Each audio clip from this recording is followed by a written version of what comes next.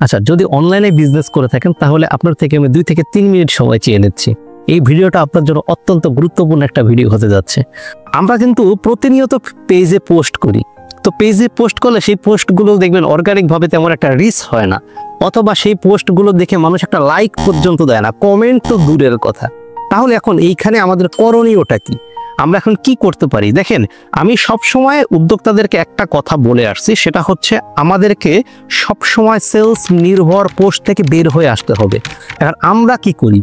আমরা যারা বাংলাদেশে উদ্যোক্তা আছি, আমাদের মাথার মধ্যে একটা জিনিসই ঘোরে, সেটা হচ্ছে আমরা আমাদের পণ্যের জন্য ডিরেক্ট সেলস ক্যাম্পেইন রান করি এবং যতগুলোই কন্টেন্ট করি কোনো পেজে গিয়ে দেখলে সেখানে শুধু দেখি যে ডাইরেক্ট সেলস কন্টেন্ট।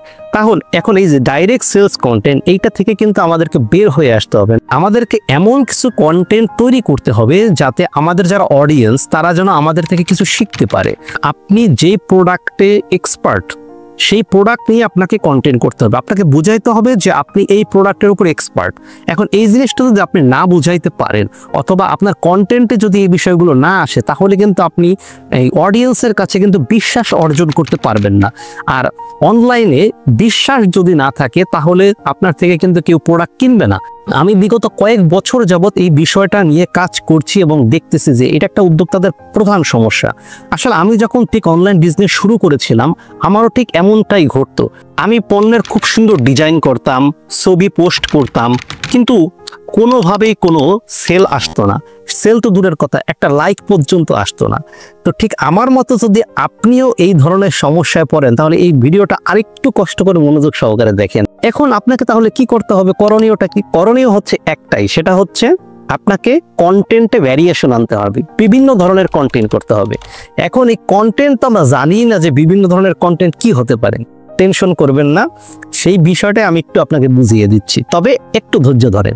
মনে করেন আপনি ক্লথ আইটেম নিয়ে ব্যবসা করতেছেন। এখন এইখানে আপনি ডিরেক্ট যদি বলেন যে আমার এইটা 100% কটন, এটার দাম এত, এখনই অর্ডার করুন, স্টক সীমিত, এইসব কাজ করলে কিন্তু ওই রকম ভাবে সেল হবে না।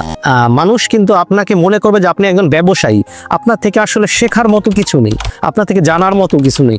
এজন্য আপনাকে বুঝাইতে হবে যে আপনি ক্লোথিং আইটেমের উপর এক্সপার্ট, আপনি কাপড় বুঝেন, আপনি কাপড় চিনেন। আপনি বরং ওই টাইপের পোস্ট না করে একটু কাস্টমারের সাথে সম্পর্ক তৈরি করার চেষ্টা করেন। আপনি বিভিন্ন টাইপের পোস্ট দেন। ধরেন একটা উদাহরণ দিই, আপনি এরকম একটা পোস্ট দিলেন যে কোন কাপড়ে গরম বেশি লাগে, সাদা কাপড় নাকি কালা কাপড়। এখন দেখবেন এই পোস্টটা যদি একজন আপনার অডিয়েন্সের কাছে পৌঁছায় তখন কিন্তু সেই বিষয়টা জানলো, শিখলো, সে ওখানে কমেন্টস করলো। তাহলে কি হলো? এই যে আপনার এই পোস্টটা, এটা কিন্তু অর্গানিক ভাবে একটু রিয়াকশন পেলো। এখন ফেসবুক মনে করবে, ফেসবুকের অ্যালগোরিদম মনে করবে যে যেহেতু এই পোস্টটাতে রিয়াকশন বেশি হচ্ছে তার মানে পোস্ট অবশ্যই ভালো এবং ভ্যালুয়েবল। ফেসবুকের অ্যালগোরিদম এইটাকে দেখবেন অটোমেটিক ভাবে, অর্গানিক ভাবে পোস্টটাকে রিচ করার শুরু করবে। এখন এই টাইপের পোস্টগুলোকে বলা হয় সাধারণত এঙ্গেজমেন্ট টাইপ পোস্ট। এরকম আরো বিভিন্ন টাইপের পোস্ট আমাদের প্রতিনিয়ত আমাদের ফেসবুক পেজে করতে হয়, না হলে কাস্টমার বা অডিয়েন্সের সাথে কিন্তু আমরা সরাসরি সম্পর্ক এবং ট্রাস্ট বিল্ড আপ করতে পারি না। এর মধ্যে অন্যতম কিছু পোস্ট আমি আপনাকে বলে দিই, যেমন হতে পারে আপনার স্টোরি টেলিং পোস্ট, এটা খুব গুরুত্বপূর্ণ একটা পোস্ট। হতে পারে এডুকেশন টাইপ পোস্ট, অর্থাৎ আপনি কিছু কাস্টমারকে বা অডিয়েন্সকে শিখাচ্ছেন। হতে পারে এঙ্গেজমেন্ট টাইপ পোস্ট, অর্থাৎ আপনি তাকে কিছু করতে উৎসাহিত করছেন। এরকম ভাবে বিহাইন্ড দ্য সিন পোস্ট, আপনি আপনার প্রোডাক্টের পিছনে কি কি কাজ করেন, এরকম ভাবে বিভিন্ন ধরনের কিন্তু পোস্ট আছে। এখন অনেকে বলতে পারেন যে তাহলে এই টাইপের পোস্ট আইডিয়াগুলো আপনি কোথায় পাবেন? এক্স্যাক্টলি এই প্রবলেমটার কারণে আমি চিন্তা করলাম যে আপনাদেরকে একটু হেল্প করা যায় কিনা।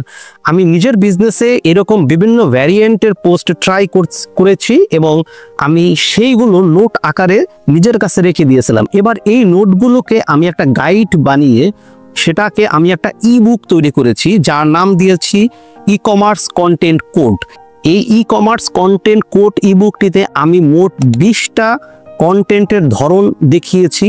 যেই 20টা কন্টেন্ট যদি আপনি প্রতিনিয়ত এক দিন একটা করেও যদি পোস্ট আপনি করতে পারেন, দেখবেন যে আপনার সাথে আপনার অডিয়েন্সের সাথে একটা কানেকশন, একটা সম্পর্ক, একটা বিশ্বাস কিভাবে তৈরি হয়। আর এইভাবে যদি আপনি কাস্টমারের সাথে সম্পর্ক বিল্ড আপ করতে পারেন, আপনার কিন্তু সেলস অনেক গুণ বেড়ে যাবে। ও শুধু এই ইবুকটি দিচ্ছি না, ইবুকটির সাথে কিন্তু দিচ্ছি 30 দিনের কন্টেন্ট ক্যালেন্ডার। আপনি 30 দিনে প্রতিদিন কোন কোন ধরনের পোস্ট করবেন সেইগুলো আমি সাজিয়ে দিয়েছি। সাথে একটা ব্ল্যাঙ্ক ক্যালেন্ডার দিয়েছি, যাতে আপনার নিজের প্রোডাক্ট অনুযায়ী আপনি কিভাবে সেগুলো পোস্ট করবেন এই বিষয়টাকেও আমি এখানে সাজিয়ে দিয়েছি। সাথে আরও দিয়েছি 7 দিনের একটা কন্টেন্ট প্ল্যান। এই কন্টেন্ট প্ল্যান অনুযায়ী আপনি 7 দিনে সপ্তাহের কোন দিন কি বার আপনি কি পোস্ট করবেন সেইগুলো সাজিয়ে দিয়েছি। আর সাথে তো আমি আছি, সার্বক্ষণিক একটা সিক্রেট গ্রুপ আছে। এই ইবুকটি কেনার পরে আপনাকে আমরা জয়েন করিয়ে নিব এই প্রাইভেট গ্রুপে, এবং সেখানে আমি প্রতিনিয়ত চেষ্টা করব আপডেট দেওয়ার জন্য। আর আমাদের এই ফেসবুক একটা গ্রুপ আছে, সেইখানে কিন্তু আমি প্রতিনিয়ত বিভিন্ন ধরনের আপডেট দিয়ে যাচ্ছি, মানুষকে হেল্প করে যাচ্ছি। তো আশা করি এই ইবুকটি আপনার জন্য অত্যন্ত কার্যকরী হবে। এখনই নিয়ে নেন। ভিডিও ডিসক্রিপশনে অথবা কমেন্ট বক্সে লিংক দেওয়া আছে, অথবা এখানে নিচে বাটন দেওয়া আছে, এখান থেকে আপনারা নিয়ে নিতে পারেন। তো থ্যাংক ইউ, আবার দেখা হবে।